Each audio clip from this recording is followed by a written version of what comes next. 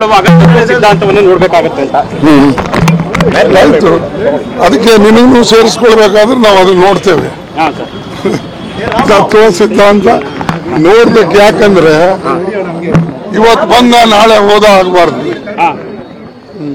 ಮತ್ತೆ ಜಗದೀಶ್ ಶೆಟ್ಟರ್ ಅವರು ಬಂದ್ರು ಸರ್, ಬಂದು ಕೂಡ ದೇಶದ ಹಿತಕ್ಕಾಗಿ ನಾವು ಹೋಗ್ತಾ ಅನಿವಾರ್ಯ ಅನ್ನೋ ರೀತಿಯಲ್ಲಿ ಕೂಡ ಅವರು ಹೇಳಿದ್ರು ಸರ್.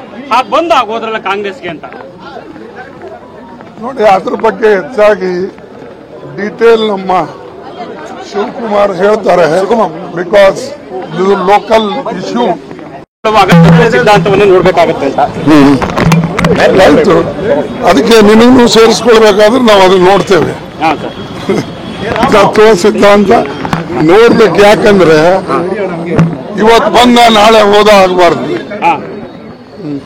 ಮತ್ತೆ ಜಗದೀಶ್ ಶೆಟ್ಟರ್ ಅವರು ಬಂದ್ರು ಸರ್, ಬಂದು ಕೂಡ ದೇಶದ ಹಿತಕ್ಕಾಗಿ ನಾವು ಹೋಗ್ತಾ ಅನಿವಾರ್ಯ ಅನ್ನೋ ರೀತಿಯಲ್ಲಿ ಕೂಡ ಅವರು ಹೇಳಿದ್ರು ಸರ್. ಹಾಗೆ ಬಂದು ಆಗೋದ್ರಲ್ಲ ಕಾಂಗ್ರೆಸ್ಗೆ ಅಂತ ನೋಡಿ. ಅದ್ರ ಬಗ್ಗೆ ಹೆಚ್ಚಾಗಿ ಡೀಟೇಲ್ ನಮ್ಮ ಶಿವಕುಮಾರ್ ಹೇಳ್ತಾರೆ. ಬಿಕಾಸ್ ಇದು ಲೋಕಲ್ ಇಶ್ಯೂ. ಸಿದ್ಧಾಂತವನ್ನು ನೋಡ್ಬೇಕಾಗುತ್ತೆ ಅಂತ ಆಯ್ತು. ಅದಕ್ಕೆ ನಿನ್ನೂ ಸೇರಿಸ್ಕೊಳ್ಬೇಕಾದ್ರೆ ನಾವು ಅದನ್ನ ನೋಡ್ತೇವೆ.